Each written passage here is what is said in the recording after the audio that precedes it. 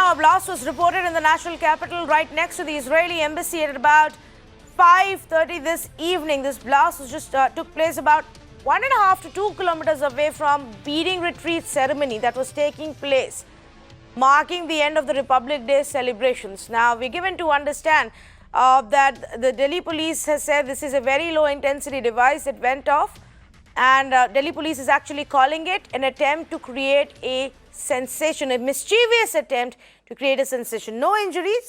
A few vehicles have been damaged largely because of the impact of this low intensity blast. But let's get you the latest comment from the authorities on what they know as of now, and then we'll get you more details from reporters. अभी हमारा 2 vehicle आया, 2 team था, एक गाड़ी में 5 हमारा scientist आए।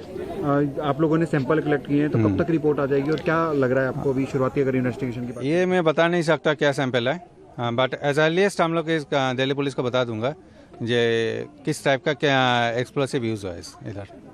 As earliest possible हम बता दूंगा। अभी इन्वेस्टिगेट करेंगे, कितने दिन में रिपोर्ट देने के लिए? As earliest possible. तो अभी प्रीलिमिनरी इन्वेस्टिगेशन में क्या लग रहा है आपको? प्रीलिमिनरी इन्वेस्टिगेशन हम लोग केमिकल कंपोनेंट बता नहीं सकता इसको, ठीक है, जब तक ना कंफर्मेटिव टेस्ट हो।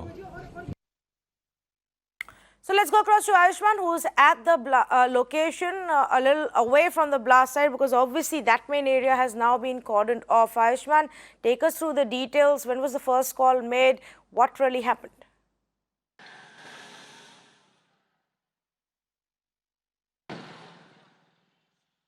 Well, Tanvi, in the evening at 5 minutes past 5 o'clock in the evening, the blast was reported from this particular road. This is APJ Abul Kalam Road in the central Delhi, where we are standing right now. You can see the Delhi police has cordoned off the entire area. This barricading has been put here, not just this side, but the other side also. The bomb squad has in fact gone, and the samples have been collected. We are being told that 2 teams were there, 5 members each. Teams collected the samples, and the exact chemical composition they have not yet said, and they've like the person was pointing out, they are expected to give the report earliest to the Delhi police. But what we have known so far, Tanvi, that somewhere Pepsi or a Coke can was used in this, and it was lobbed through a moving vehicle in which 3 to 4 vehicles windshield, the window pan got broken, and at the same time the clarification came from the Israel embassy also that neither the building or nor anyone has been injured in this. The Foreign Affairs Minister has spoken to his counterpart. The Secretary has spoken. In fact, we are being told that the NSA has also spoken regarding this, and has assured the Israel embassy that people concerned, the culprits concerned, will be booked in this matter. But it remains very, very significant, Tanvi, as to how something of this nature could take place on this route, which actually connects you to the power center of the national capital.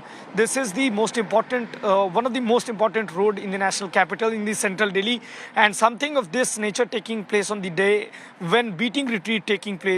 That is something we still are waiting the question to be answered from Delhi police. Yes, that's going to take a while for them to figure out if there were any, security lapses and where exactly did the breach really take place. Thanks so much, Ayushman, for bringing us those updates. Ayushman, one of the first people there to reach that spot and bring us the latest updates. But let's try and understand why this is so significant. And Vinay Tiwari, our managing editor, joins me in the studios for that. Vinay, like Ayushman was also pointing out, the one reason, of course, that it's happened on the day that ending the celebrations with beating the retreat. And secondly, the location. Just help our national viewers understand the significance. Yes, so the Delhi police, maybe terming it as a mischief or something which is minor, but make no mistake, this is a major event. And I'm using the word major with great care. This is not a minor event at all.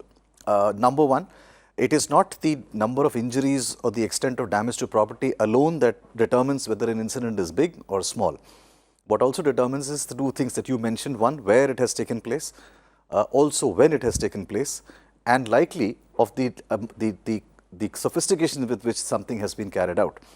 Now, it's very important for the viewers to know where it's taken place. It's taken place on a road called the APJ Abdul Kalam Road, earlier called the Aurangzeb Road, which by far is the most heavily guarded district in the country. And I'm using, and might say maybe possibly outside of Kashmir, where of course there is round-the-clock army and paramilitary presence. But in outside of Kashmir, New Delhi district possibly has the most intense security apparatus, and for the right reason, because this is the district which houses the Prime Minister of India. It also houses all the ministers of India, virtually all of them, and it houses some of the most sensitive building installations in this very district.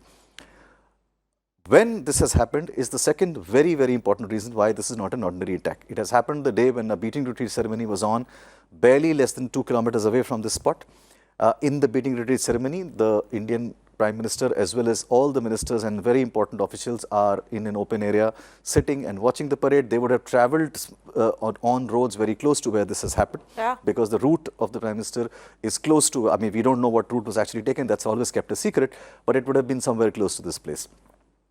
The other reason why it is more important is it has happened 2 days after an act of violence that happened in the capital, which had made the Delhi police step up security today. In fact, today's beating retreat security was higher than what it would be, even say for comparison in last year. In this kind of a setup, if there is a saboteur who, even if he or she had mischief on their minds, decides to target a particular place in such a highly sensitive zone, you can't dismiss that as a normal mischief monger. This was somebody who had an intent, somebody who had a planned approach, and remember, the details that Ayushman is given are reminiscent of somebody who knows what he or she is doing. The use of a cola can, there are some reports that some ball bearings have been found as well. We don't have a confirmation on that, but we've been told some have been found. These are typical hallmarks of somebody who knows what kind of device they're assembling. It's not an amateur job. It is absolutely not an amateur job, and the fact that the police now believe that it was done in a car that was moving means one more thing. Now, this is something that I'm saying purely by interpretation. That's not a fact we know. If a moving car was used for it, this car would have carried out a few recce's before that.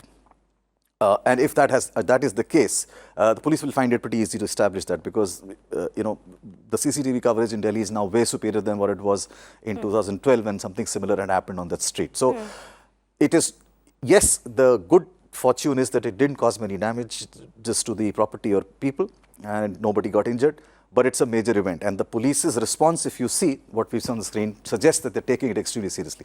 Yes, well, we know that the NIA, the NSG, the forensics, you know, obviously the special cell of the Delhi police itself, they all landed up at that place, had to take it very, very seriously. And, you know, the fact, Vinay, that it was so close to that event where there were people, dignitaries, various dignitaries, large number of people sitting and witnessing that ceremony.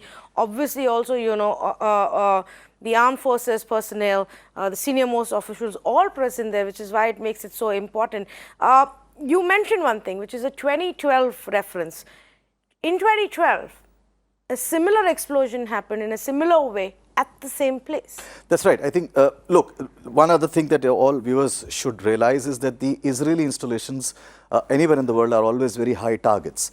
And they've been targets of several Islamic nations who've attacked them in different countries in the world. If you remember, in the 26/11 attack, Chabad House near Nariman Point in Bombay was one of the targets. Yeah.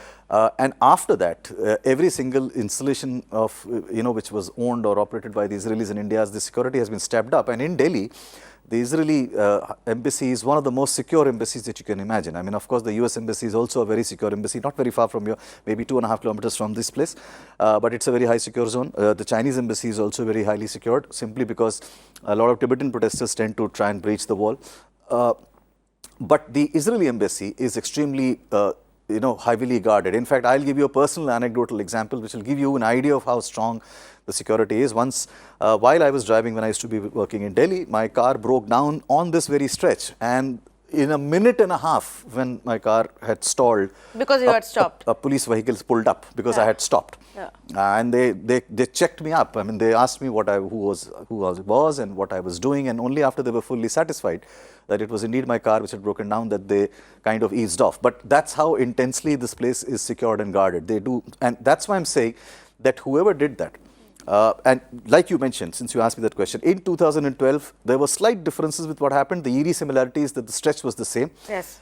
In that incident, the Israeli ambassador's car were actually waiting at a red light, a traffic signal, when two men on a motorcycle were seen to have put something underneath the car. And just a few seconds later, the car went. There was an explosion in the car. Luckily, the Israeli ambassador's wife was in the car, only sustained injuries. There was nothing. Yes, it was more a very intense than- minor one, so- Minor one. The ambassador was not in the car, but she had just come back from after having, I think, fetched her child from school. So, but it was a serious event. Yes. And subsequently, the police's investigation was carried out, and they found there was an involvement of some Iranian group who had some Indian conduits as well. Now, what the police will possibly try and establish in this case is whether Israeli embassy was a target of any form. It was close to it, but that could be a coincidence as well. It could be somebody just targeting a high security zone in the capital. So that we don't know whether there's an Israeli connect or not.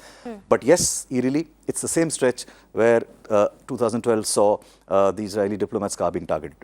All right, Vinay, thank you so much for joining us and really helping us put it in perspective for our viewers to understand. Of course, we're going to wait for the officials and the investigators to tell us more as this investigation proceeds. But the point that was being made here was this was a significant development that has to be taken very, very seriously in the heart of the national capital, where the ministers and the top bureaucrats live, where your top ministries are right next door, where your prime minister's residence is right next door, the Raisina Hill is close by, the India Gate is right there, Republic Day celebrations are going on. Even if it is a blast that has not left anybody injured, it still needs to be taken very, very seriously. We're going to keep a track of this story, but for now, let's move on.